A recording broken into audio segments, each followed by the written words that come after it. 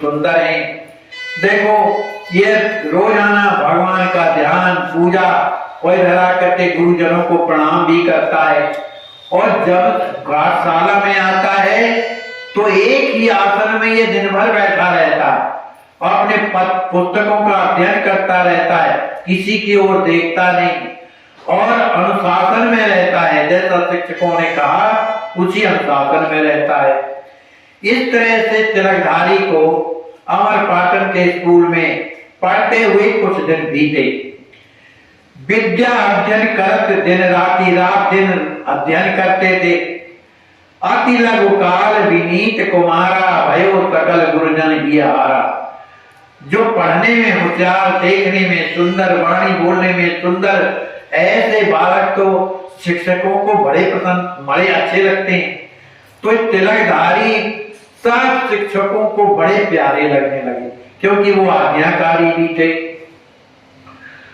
तो देख विमल बालक की रीति, उस तिलकधारी के उस पवित्र रीति को देख करके सबको प्रणाम करना, संकोच में खड़े हो जाना, कोई शिक्षक कुछ कहता है तत्काल हाथ जोड़ करके सिर झुका करके बातें करना, ये सब देख करके सभी शिक्षक है जो है उनके प्रति लट्टू बने रहते हैं, आनंद में भरे रहते हैं।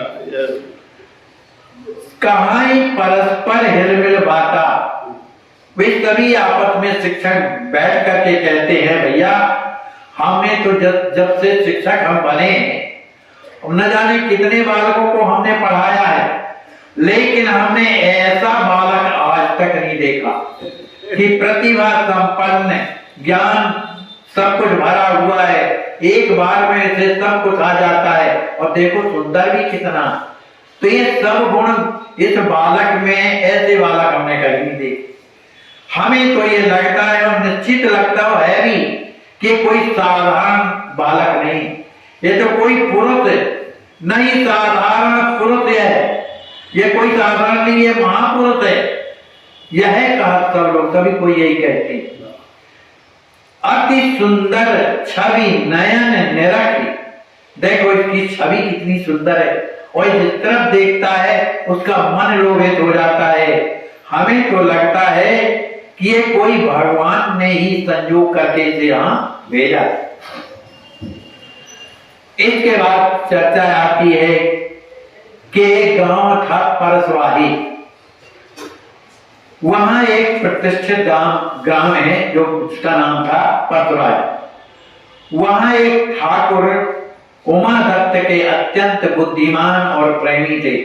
तो जो ठाकुर माने कोई ठाकुर नहीं है, ये राजा के तरफ से उन्हें गांव दिया गया था उमा दत्त जी को, और उपाधि में ठाकुर कहा गया। तो राजा के तरफ से उपाधि मिली थी।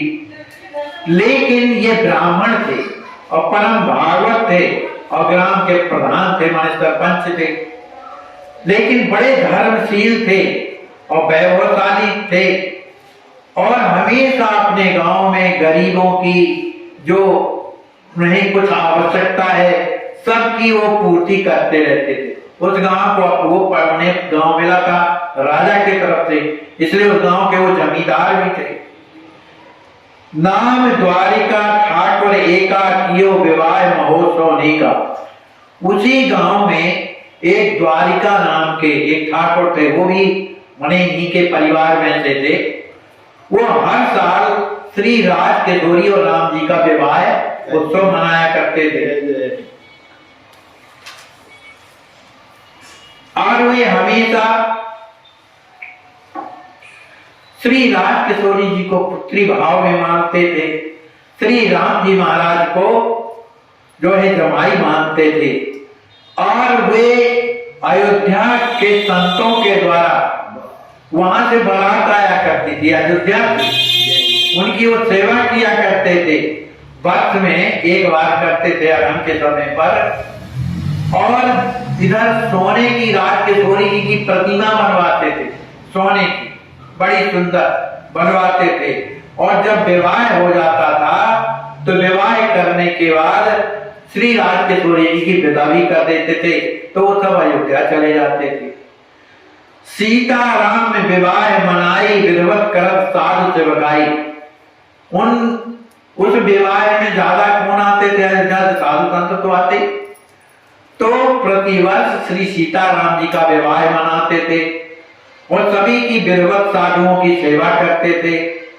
तिथि द्वादशी पक्ष उजारी, माने उजाले पक्ष माने शुक्ल पक्ष में द्वितीय तिथि में हमेशा अग्रहण के समय पे यह उत्सव मनाया जाता था।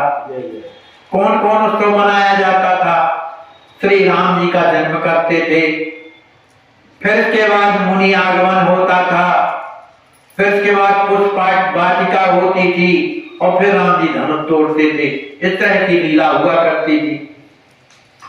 राम जन्म सुंदर सुखद मुनि आगमन प्रसंग, पुष्प वाटिका निरखिए करत राम धनुभंग। इस तरह की लीला हुआ करती थी।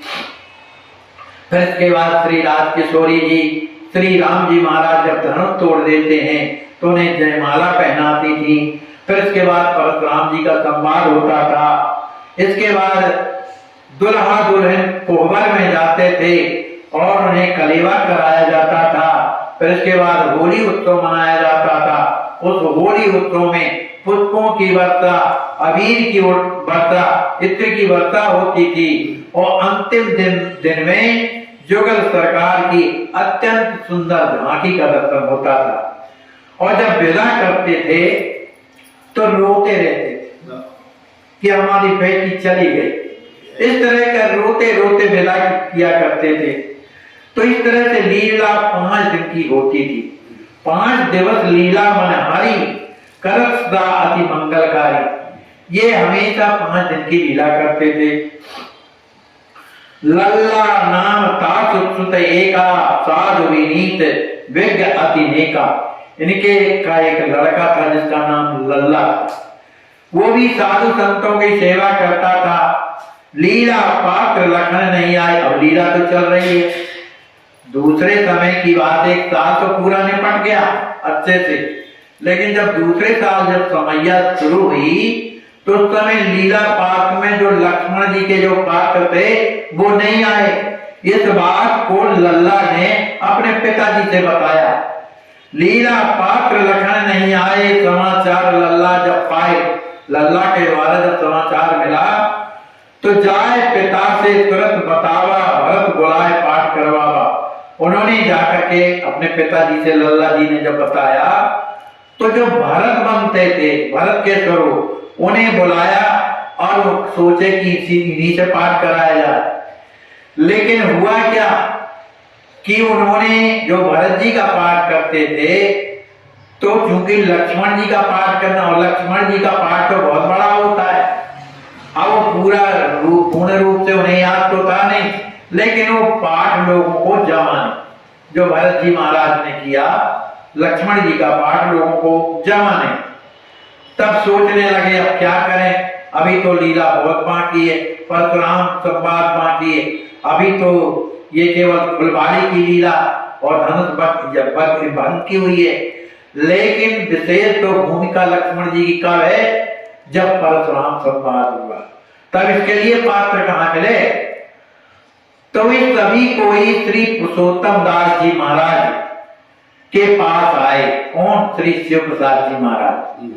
और वहां आकर के उन्हें प्रार्थना किया, कहा प्रभु आप कृपा करके लीला में पधारा करिए, और एक बात जरूर हम आपको कष्ट देने आए हैं कि आप तो विद्यालय के माने पढ़ाने वाले हैं, तो अपने इन बालकों में से कोई हमें एक ऐसा बालक दे दीजिए जिससे, और ऐसा बालक दीजिए जो बड़ा बुद्धिमान हो और एक ही दिन में वो पाठ याद कर ले, क्योंकि आज की रात्रि में मने लक्ष्मण परशुराम जी का संवाद होना है, इसलिए इतनी कृपा कीजिए।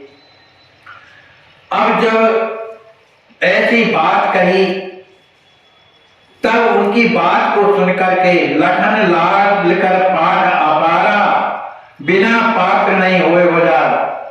माने लक्ष्मण जी का पाठ जो अपार है, माने बहुत बड़ा है, बिना लक्ष्मण का पाठ किए करने वाले लड़का जब तक ठीक से नहीं मिलेगा, उसे याद नहीं होगा, तब तक लीला कैसे होगी। अब इसके बाद पुरुषोत्तम दास जी महाराज सोचने लगे कि अब जब तक अब वो तो उधर पढ़ने लगे थे अमरपाटन में, अब अपने जो लड़के पढ़ रहे थे उनमें विचार करने लगे। उन्हें कोई बालक ऐसा नहीं मिला कि एक दिन में सब याद करके और सुना दे। अब उन्हें याद आई तिलकधारी की। उन्होंने कहा बिल्कुल चिंता न करिए, हमारे हृदय में एक बालक है, लेकिन वो यहाँ नहीं है, अमरपाटन पड़ता है, वहां जाना पड़ेगा। तो उन्होंने कहा चाहे जैसे हो गुरुदेव आप ये प्रबंध करिए। उन्हें एक घोड़ी दे दिया, कहा इसमें आप चढ़ करके जाइए, चाहे वो घोड़ी में हो बालक और चाहे जहां भी हो उसे लाइए।